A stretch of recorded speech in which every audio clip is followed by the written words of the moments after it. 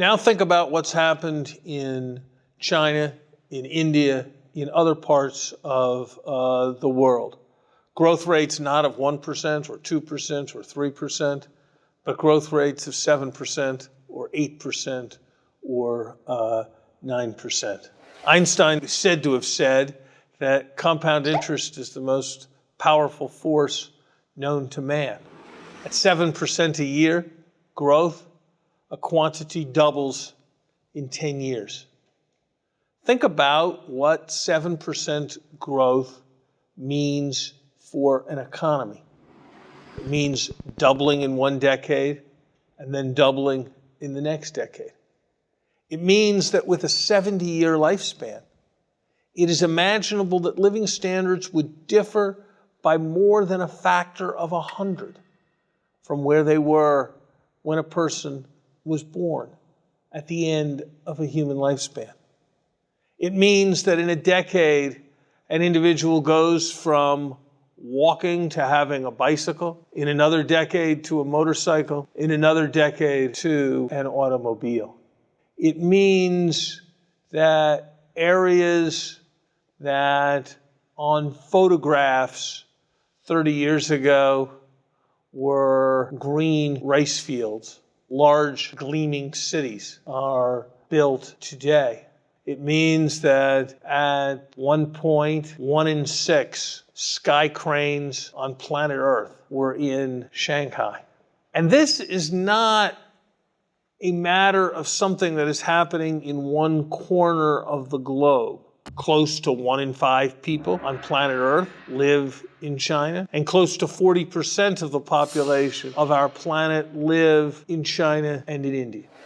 Why are they enjoying this profound, rapid growth? Again, the matter is studied and debated extensively. But most people would accept that it has a great deal to do with their being prepared to open up and to emulate and to learn from economies, from companies, from individuals who are producing in more sophisticated ways than they have. Most people would accept that it has a great deal to do with a move to systems in which individuals have an opportunity to benefit from their own success. You know, it has been said that no one ever washed a rented car. And it captures an important truth that when people own things, when people get the fruits of success, they work harder to produce success. As those societies have opened up to learn from the rest of the world, as those societies have moved to systems where individuals can share in success, the results have been more rapid growth than the world has ever seen.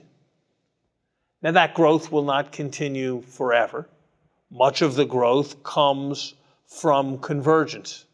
It comes from catching up. And after you grow fast enough, long enough, there's no longer room for you to catch up.